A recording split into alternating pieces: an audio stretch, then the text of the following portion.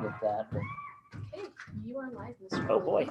Well, welcome to this evening's PAW meeting. A little bit less attended this evening, but I'd like to welcome Miss Andy Elliott here in the audience. Mrs. DeGraw, our district secretary, and here with Mr. Williams, the superintendent, for our second PAW meeting of the day. Thank you for joining us at home on YouTube Live. So I know that we're not completely few in numbers because we do go back and look, and there are a higher number of those individuals that do go back and watch our board meetings. So thank you for being involved in that. I'm going to share the screen. I just fixed it. Okay. One step ahead of you. All right, we'll get right started. So we'll follow the exact same agenda from this morning's meeting. So if you watch this morning's meeting, we'll cover a lot of the same things. If there are questions that come up, I will share some of the things that were brought up just as part of the discussion. First and foremost, on our list for this PAW meeting, I wanted to have a venue to discuss our supplemental levy. Our supplemental levy is a levy that's run every 2 years in the district. On our district website, you can go to wjsd.org, and we sent our flyer out this last week, and this flyer will take you to this information. And I shared that this morning. The information for our supplemental levy is next Tuesday, March 9th, will be the vote for it. Hamer Elementary School, Mud Lake Senior Center, and Monteview LDS Church will be the place. Remember to take your photo ID. I'm going to scroll down and show you this was the letter that came out. This is called the QR code. For those of you that aren't familiar with what a QR code is, if you take your smartphone and take a picture of that, it will take you to a link and take you directly to our information. That's something that I've learned in the last couple of years because I'm not the most tech savvy. Even though I'm younger than some, I'm older than others, and kind of in the middle when it comes to tech know-how. But when you see something like that, you can take a picture of it with your smartphone, and it will take you to a link with the information on it. And so that information takes you to this page right here with our proposal to increase the supplemental levy. So West Jefferson School District is proposing an increase to the existing levy. The levy of $300,000 has been in place. I'll just scroll down to the bottom. It has been in place since November 6, 2012. This came about when the district is, if you remember in 2012, we were coming right through the recession, and there were a lot of cutbacks to the teaching staffs. And West Jefferson was like many other districts where they had to find a place they weren't getting enough money from the state. They needed to find something to be competitive with salaries and benefits. And in 2012, as a recommendation from community members in a cottage meeting, the community members came and said, let us pay a little bit of extra money so you can retain teachers from leaving the district. We did lose several teachers that year because they commuted from Idaho Falls. They had a better chance to work at bigger districts, and the commute wasn't worth it for them. So as the community was able to pass this, we've been able to retain some of those teachers that commute. A supplemental levy requires 51% plus one, well, 50% plus one to do that. And with supplemental levies, people are like, what are the history of supplemental levies in West Jefferson School District? And so 2012 was the first year. In 2007, Idaho shifted away from using property taxes to help fund schools and replaced it with sales tax. That works fine when the economy is running well. There seems to be a lot of surplus and things like that. But what's happened is even though property taxes are tough for those individuals that have it, for a schools district, it at least kept things consistent and level throughout. And that's one reason why when schools look at that, they say, sales tax, we don't know what to expect from year to year. And because of that, 92 out of 116 Idaho school districts have a supplemental levy in place to be able to fund. When we look at what we get funded back from the state, the maximum right now that we get for our top teachers is $50,000. But what you don't get a full $50,000 for your top teachers, they take all of your teachers and they give you an average. So we get about $47,000 per teacher that comes from the state for salaries only. They also give a portion of that for benefits. And that brings us to the initial part of why were we asking for an increase. Last year, the insurance rates in our district increased by 8%, which the district took that on. We didn't pass that on to the teachers. That was one of, as we met with our teachers association and just discussed as a school board, we want to be able to keep competitive and have something that allows teachers to come out. And we're able to offer benefits for the employee only. We don't have benefit packages for the family members, but our school district's been able to pay that entire portion. Whereas some of the districts where I've come from, districts have already passed a portion of that on to their employees, which reduces that amount. So that gives West Jefferson a little bit of an edge to say it's okay to drive for 40 minutes or half an hour to come out here one way. We want you to come. As I met with the board, we felt like with the insurance increases over the last 2 or 3 years, and also just as inflation and other things have gone up, the 300,000 isn't enough for us to keep going.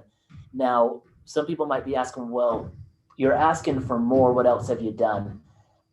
This last school year, we actually reduced our teaching staff by 3 teachers overall. That was not an easy thing to do as a new superintendent coming in from COVID, but with the measures of reducing teaching staff, trying to be making sure that we have our ratio numbers the way that they need to be, this should allow us to have our general fund balance take a turn in the right direction. Whereas the last 2 or 3 years, our general fund balance has been going down. And so I've taken steps as my role as a superintendent. The one place that I can cut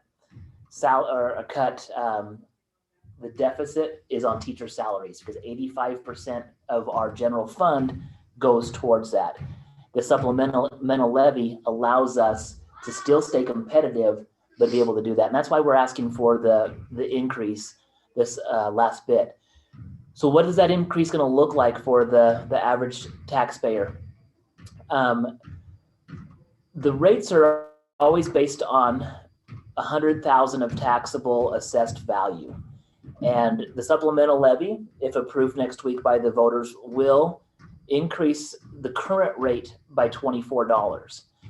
And so if you look from 2016 up to 2021, the current amount from what the school district charged, or the rate that the school district, the impact the school district has on the local taxpayer, this is what we're asking for.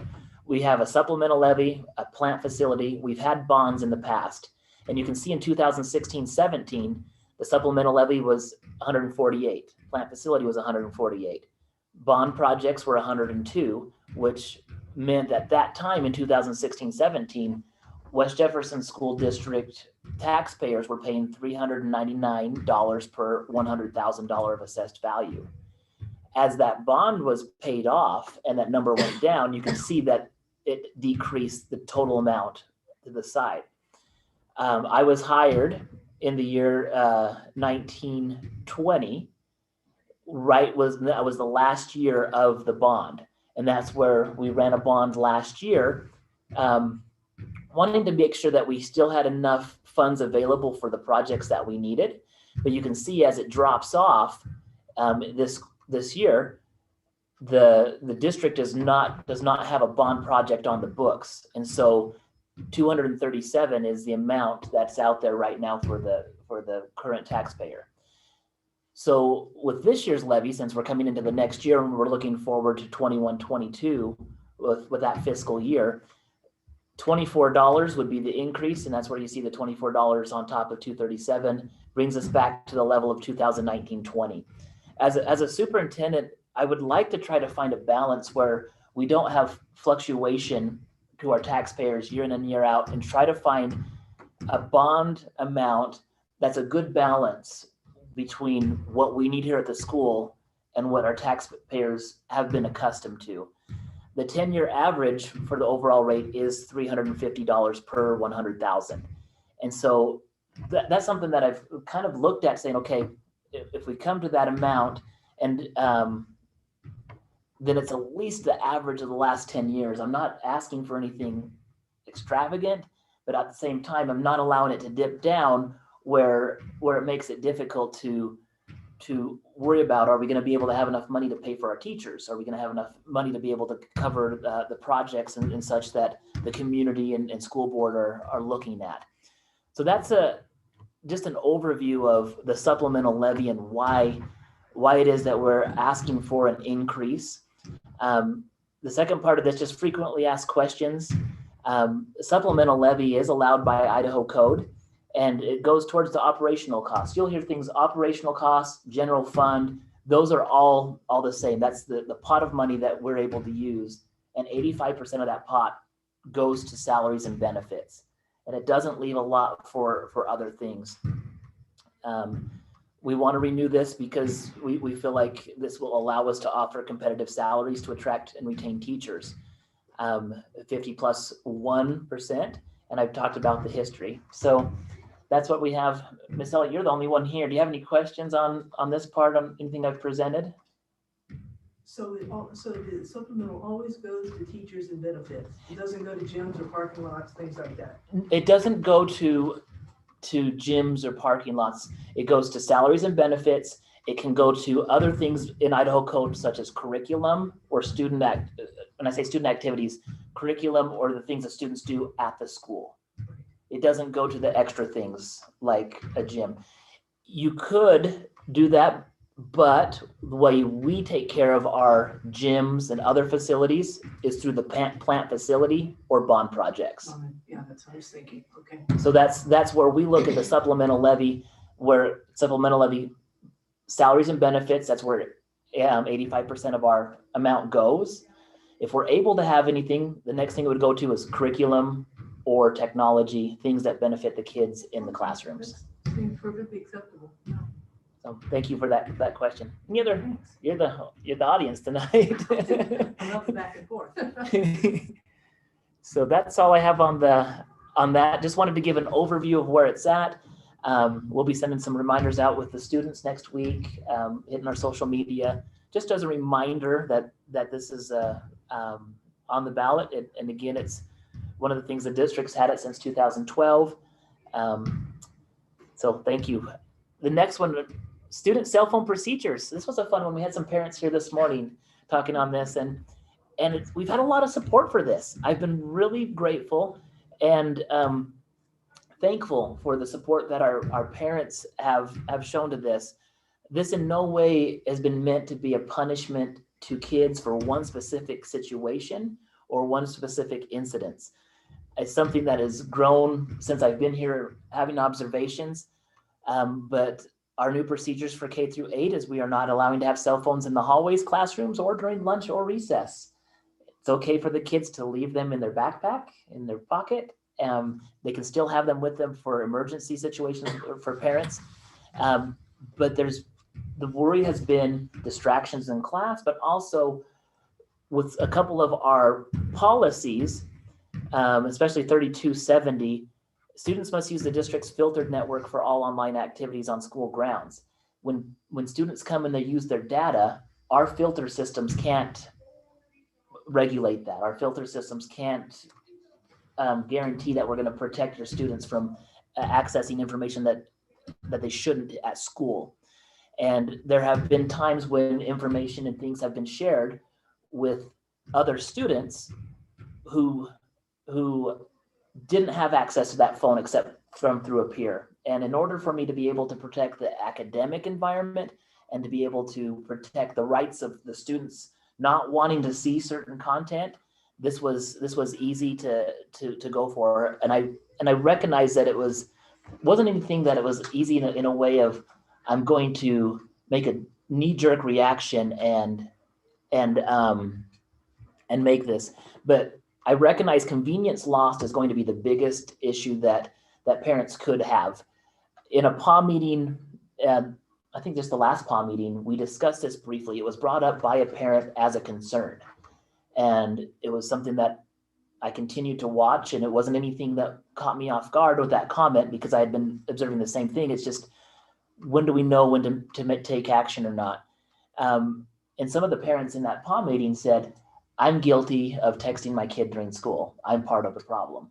and that they realize I can see where it's at, where it needs to change. And so we felt like this was just a good time. We sent this announcement out last Friday after the board meeting, and had a lot of parent support. A lot of parents call and say thank you. One teacher in the junior high was visiting with their students, and the students, of course, were a little anxious and apprehensive because they don't want to lose their cell phone privilege, and they were thinking our mom and dad are going to be mad about this. And then they came back the next day and they said, our mom and dad support it. So it's always nice to hear that. But as superintendent, the primary thing is a safe learning environment for children, and this allows us to move further in that direction. So we'll continue with this. This morning's meeting, some of the questions that came up: are you looking to do this at the high school level yet? As of right now, we're observing it and we're looking at it. I've had some parents come out and say, yes, let's move to that. We do also have to remember, because we have open campus, it's really difficult to have consistency on something like that with high school students.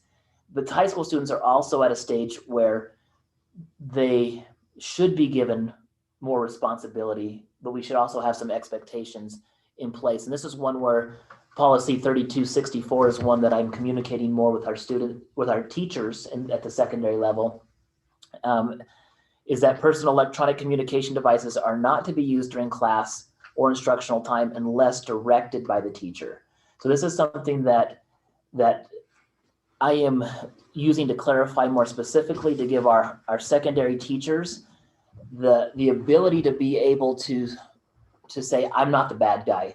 I can win back the classroom. I'm not directing you to do that. And so I'm hoping that our high school teachers will take this, and we will follow up as administration to make sure that this is the expectation. I don't want kids to randomly be pulling out phones and checking text messages, even though they might have been able to in the past.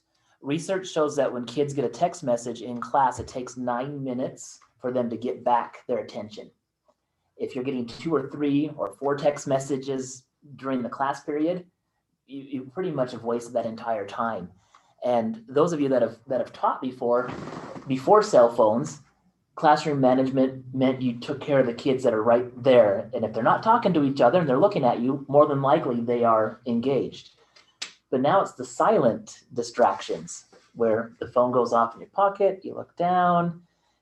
Now you're not only just talking to the student in class, you're talking to your peers in 2 or 3 other classes that are also. So those are things that we're aware of, and we're going to monitor that. But first and foremost, thank you to the parents for supporting us in this. And we'll do our best to make sure that we're helping our kids stay focused in the classrooms. 1.3, the 3-year school calendar, last board meeting was approved. If you recall back to the January board meeting, the board voted to go with the hybrid calendar, and we have it now in a 3-year format. And so they will follow the exact same format for 3 years. I appreciate the board looking in this direction, where the hybrid calendar allows us to have professional work days for our teachers. Research also shows that a high indicator for students to learn are when teachers are on board with the learning and can collaborate with others. This gives us the ability to do that on a full day without distractions. The first year that I was here, we had an early out on Friday, and there was an hour devoted on Friday to professional development. What I found by that end of the week, at the end of a teaching day on a Friday, our teachers are fried. They're just completely done. And not only that, if that's the most important time to plan with kids at risk and working with teachers to say, how can we have common assessments and other things that we're working on in the district, but you're so tired, I felt like it wasn't a very good use of time. Also, in a small school district, we wear multiple hats. Our teachers are doing multiple things. And when we had a quarter to a third of our teachers involved in extracurricular activities, whether that's coaching or other things, they were gone on Fridays anyway. And so we would have an entire trimester where certain departments were never at any of the those training meetings. And so this allows us to be able to have students do things at home or be with their families on that. And it's a balance between that's why I call that a hybrid. It was kind of a mix between a 4-day and a 5-day. Can you stop for just a minute? Yeah. I think our feed might have gotten messed up. Let me see. Okay, we're gonna see if we have any technical difficulties. If not, I'll keep pretending like I'm on TV. Okay, we're back. We're back on. Thank Yep. you, Mrs. DeGraw. And we've had some positive feedback from that. I know that's why some people said, well, why did you even look into a 4-day at this time? It came from just surveying the teachers in the community. And when we look at this is what the board voted on, and we support it. We're going to move forward with it, and it's a good schedule. It's one that we've had some good feedback from in our different PAW meetings, our teacher meetings as well. And getting excited to have 3 years. So if you were looking for where you're going to go on vacation in 2023 to 24, yeah, I guess you can go out there and see when harvest is going to be or other things. An exciting part that was shared in board meeting, and I wanted to revisit that during the PAW meeting, was an update that Mr. Johnson, who's our Title I and Reading Specialist teacher, on our 95% intervention program. Now, when we say 95%, that's the name of the program. And this program is one that I was able to be part of in a previous district, as well as Mr. Johnson, where we worked together in that previous district. And my background is in special education and in reading. And this was the program that I wish I would have had 15 years ago when I was actually down in the trenches with the students.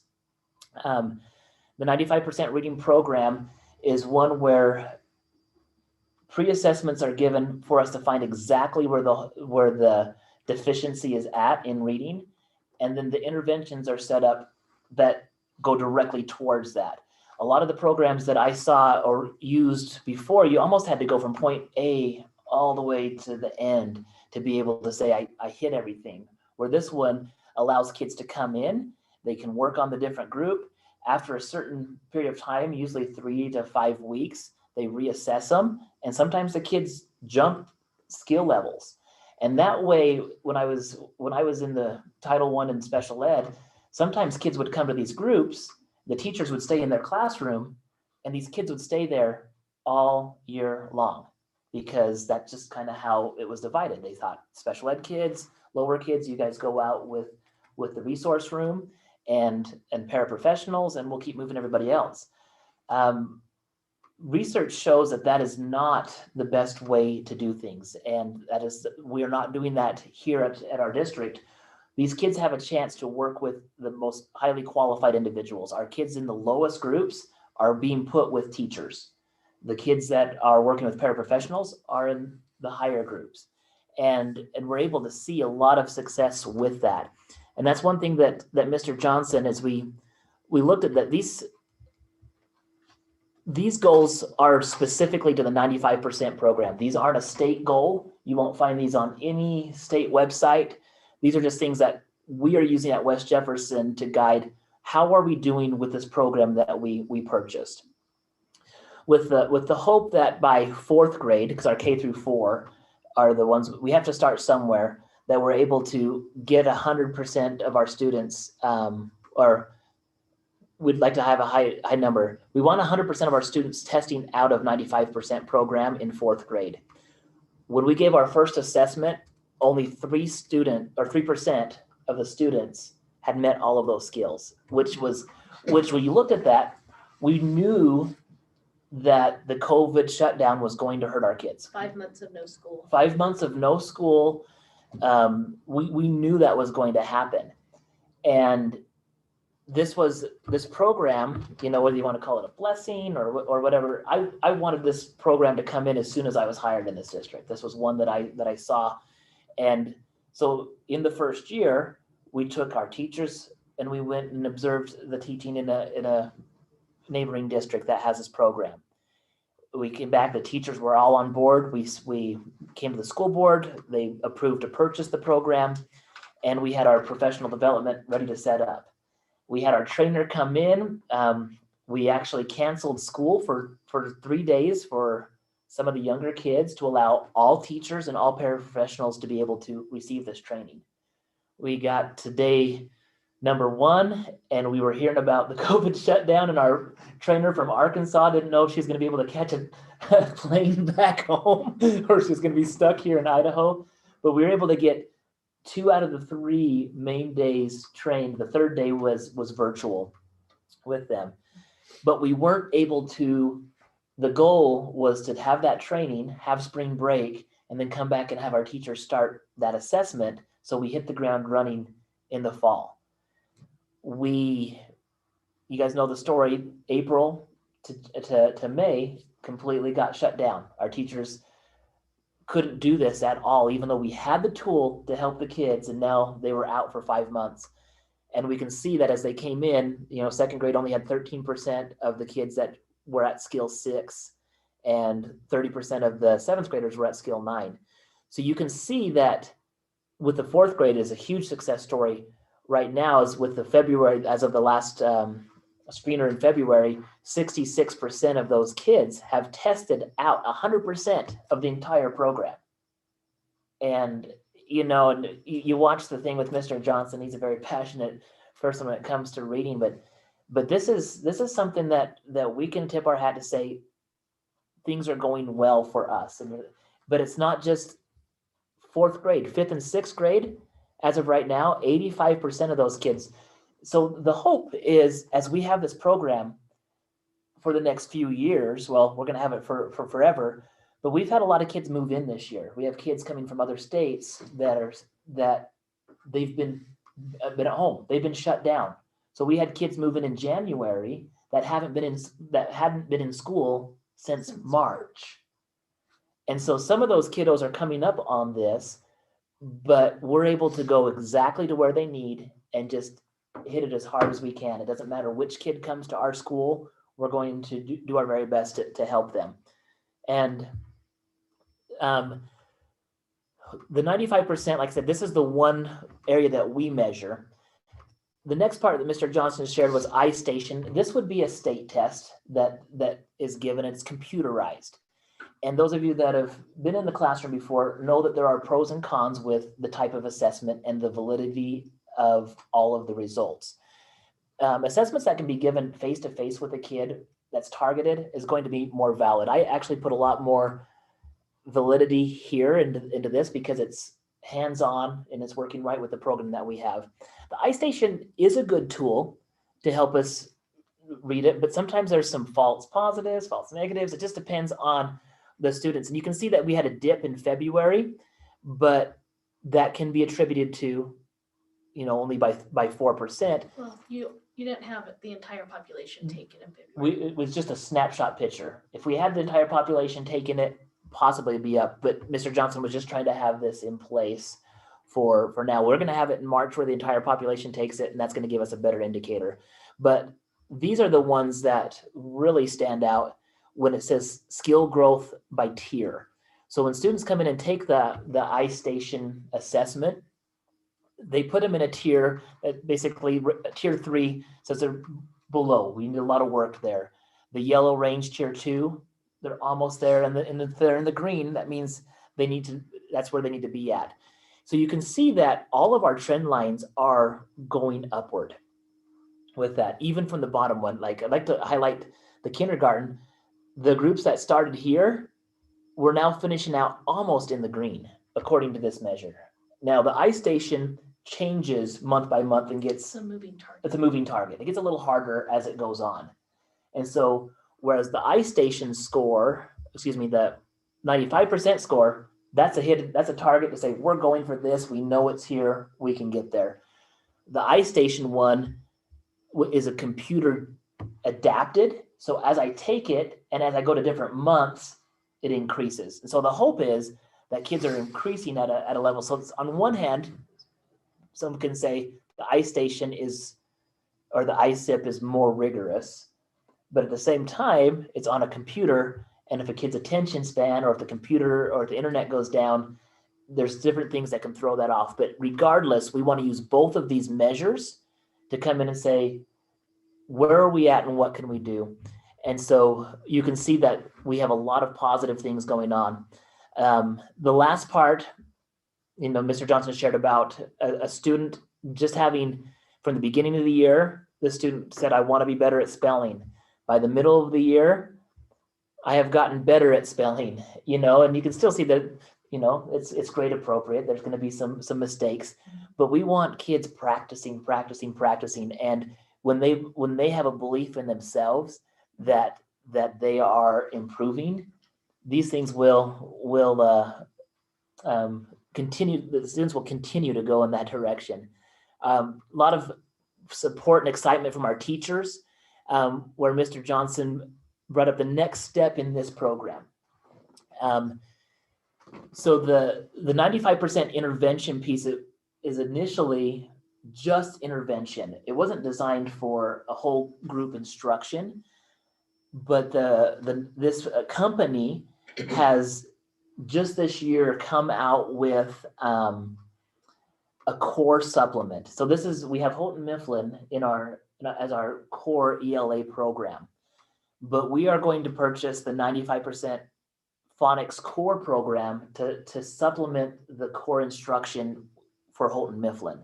The reason behind this is that it will be able to have the same vocabulary and language and instruction to everybody in the class. And then when those students go to intervention, they're hearing the same thing. As I was talking with some of our teachers the other day, until they were excited about this new program coming on, they said that's going to be very helpful because the Houghton Mifflin program teaches like the R controlled, or they call it something else. It's R controlled in the 95%, but they use a different terminology to talk about a vowel and then an R, like an A and an R. That can be confusing to kids because if they're hearing it in two different places, they might think it's a different thing when it's really the same. So it's going to be helpful for us to be on the same page.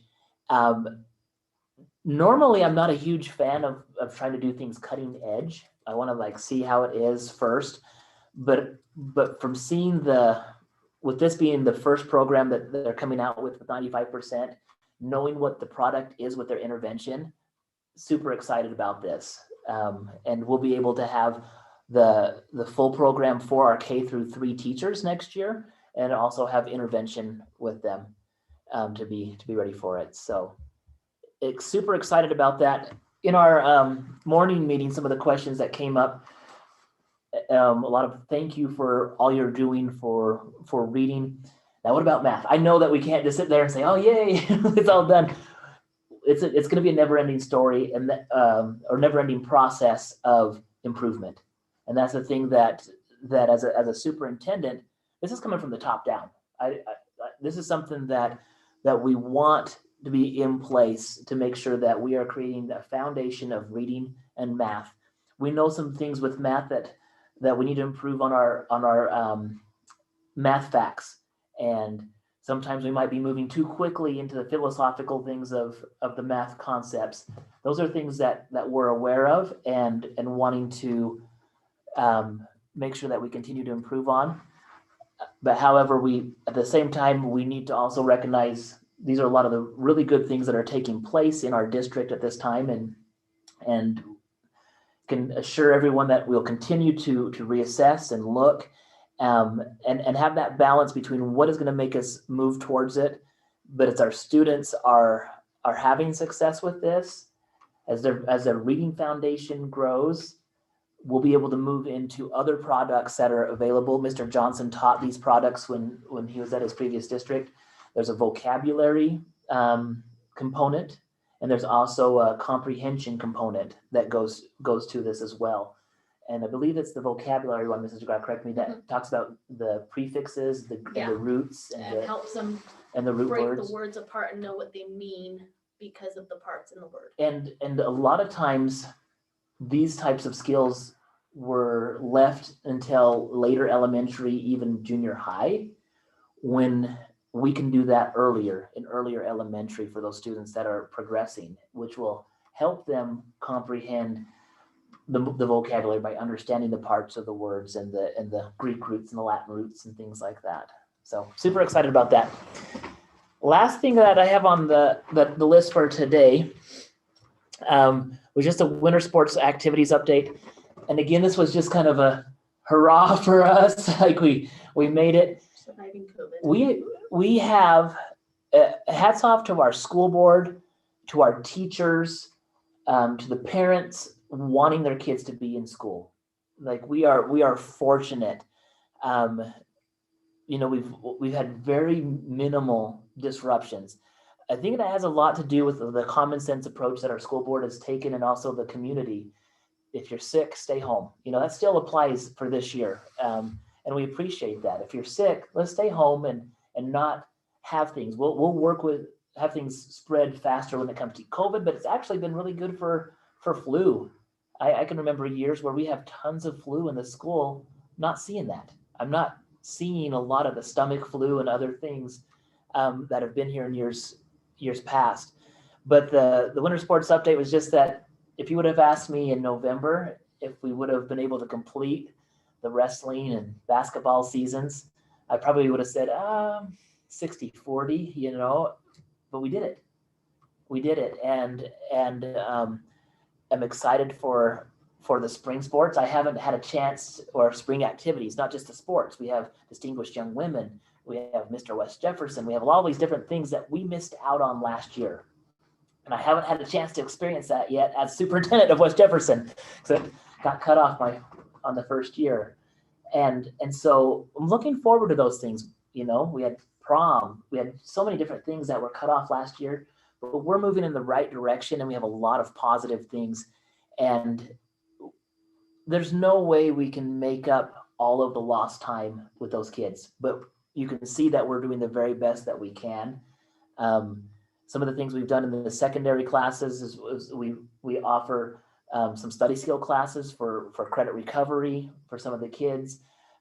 We have teachers working really hard. I just had an update from one of the teachers that one of the students who failed the class last spring was able to complete the requirements for that, and we're going to be able to give them the credits for that class, helping them move 1 inch closer to graduation.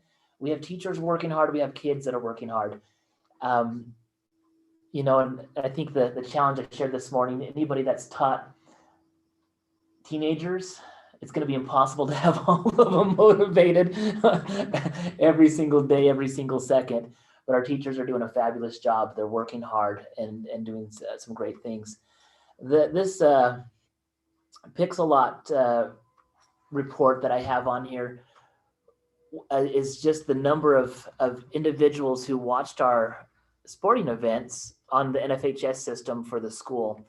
And you can see it on some of these games in February. We had 716 people watching from home, even though we had 40% and a pretty nice crowd at the gym. So this is one thing that, as I've looked at, how has maybe this COVID experience, I don't want to take it and say, oh, we just are going to sit back and lament and say how awful this was and be a victim to it. We've been able to improve a lot of things. One of them is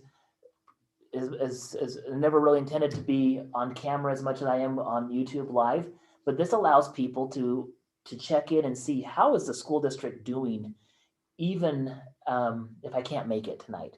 I can go back and I can watch it a little bit later. It's the same thing with these basketball games. We're going to be able, or wrestling matches, our football events. We're going to look for ways to see if we can expand this to other events as I learn more about it. But we've learned new ways to reach out. Our board documents and things that this format that you'll see in right here on the screen. You have every single meeting that we've held since April board meeting. That was Mrs. DeGraw's first board meeting, and we went live and we had all of this. Welcome to the district. But it's been one of those things that's helped us improve communication as we're reaching out, trying to get parents involved. And it allows me also to hear information, because it can't be just my idea. I'm just one person, and I'm not going to be able to see the whole picture all the time. And so it's really helpful for me to be able to have that opportunity to hear back from others. Some of the other conversations that came up on the meeting this morning, we talked about math and recognizing that we need to continue to focus towards math. An idea from one parent came up and said, what about a math tutor? I'm still waiting, or math tutor for during the summertime or a summer school. That is still an option on the table as we're waiting to hear back completely from the legislature on what opportunities we have and how we can use the coronavirus stimulus money. We're still waiting to see from the legislature after the Joint Finance Committee makes their final recommendations where we can build our budgets and move in that direction. Other things we talked about, I didn't have the bond on here as one of the things to talk about, but that was brought up in the first one. We're waiting until after the supplemental levy is completed, and then we will set up other bond meetings to look at the projects to say, how can we continue? It's one of those things as if I go back to the bond one, I know I just came from a Ed Foundation meeting, and on the Ed Foundation board, we have several farmers, and they just said, we want to support the schools, but we're also, we know how hard of a school year is. It's one of those things I want to be sensitive to, making sure that we have a balance and we're doing the right projects for the kids. These projects aren't for me to push forward on my own personal agenda. I look around and see what's going to be the next step and in direction in the future of the district. And we're at a crossroads, I feel, when it comes to bonds of our student population, I think is plateauing / potentially increasing. We actually grew this last year, so it's hard to tell. I think if our county this side of the county ever opened up for development, we would really see a high increase.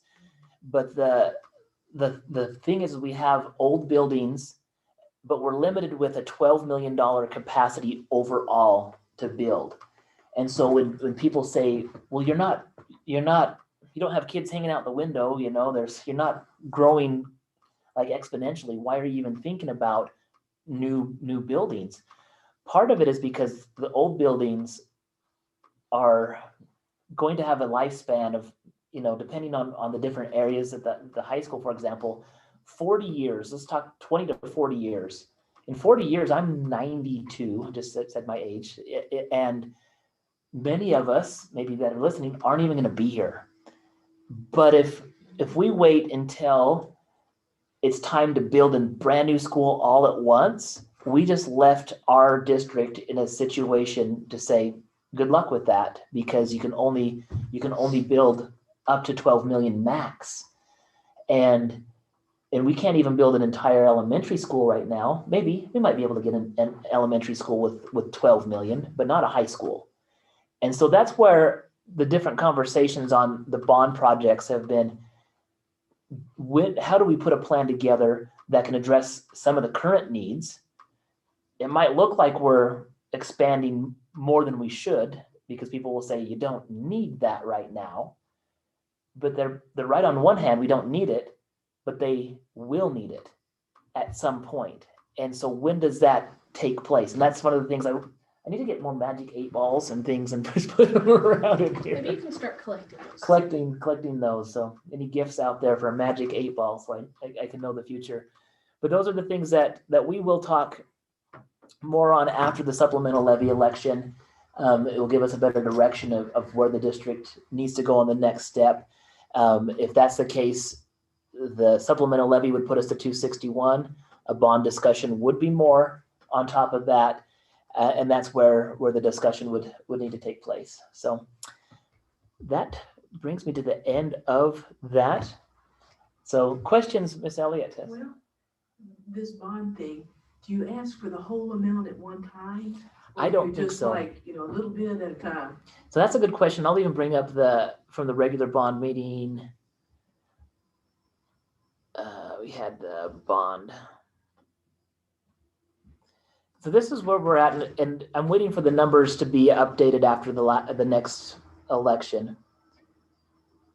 Let's see.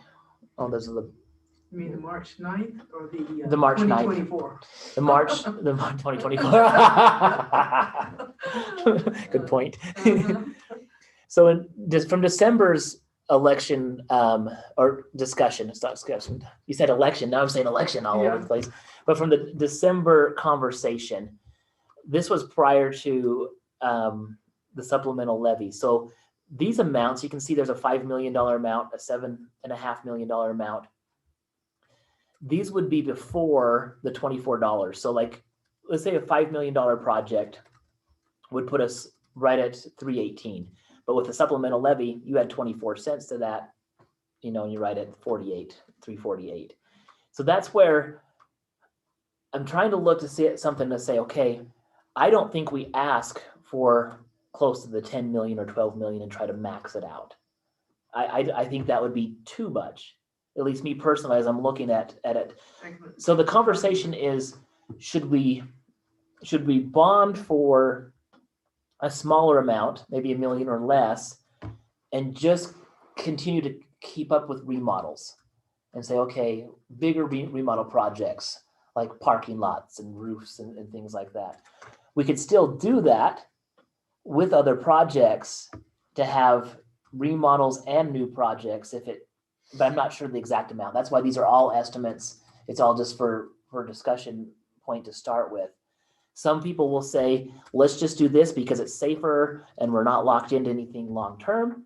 But as a district, every 5 to 8 years, we're probably going to have to ask for money to remodel just to get caught up. The supplemental, going back to this one here, you're going, well, you have the plant facility. This goes to transportation to buy a bus. And then it's really more for the maintenance department with smaller things. And the supplemental is spent every year. Yes. Yeah, the supplemental is completely gone. Plant facility could be saved and adjusted. If we don't spend it all in one fiscal year, we can push it to the next. And so there's different things in that. So that's the discussion that we have to have. And that's where I want our next bond meetings. And this is where COVID didn't allow us to have that last year. And possibly if we would have had those meetings, we could have had better input prior to the previous bond. I said that at the beginning meeting, I don't see everything as a failure, but it's feedback. And the last bond, here's the feedback, how I view it. The project wasn't as popular with a lot of people. Some people really liked the project. With our remodels, we have ways to address the things that we asked for last time to be put into this other plan. But the feedback that I really liked was it almost passed. It was 60% of the vote last time during a pandemic when there was a lot of unrest. And so that tells me that there's a lot of support out there for these projects. But these meetings that we're coming up for, none of this is finalized. None of this discussion is finalized until the board votes on it in a board meeting. So all of this is just feedback that I can get, and it can change. And so your voice is important. If you're out there, you make sure you come to these bond meetings when they come up here at the end of March or early April, because that's the feedback that we're going to take to say this is the direction we're going to go. So thank you for that question on the bond. So, oops, I went to just giving you an example of how you can go between the different board meetings. I'll go back to the current meeting. That was playing that out. Yeah, I don't know. But that takes us to the end of our PAW meeting. Thank you, Miss Elliott, for being here. Mrs. DeGraw, thank you for being here and running our technology. Those at home, hope you enjoyed the quick meeting. A lot of good things going on in our district.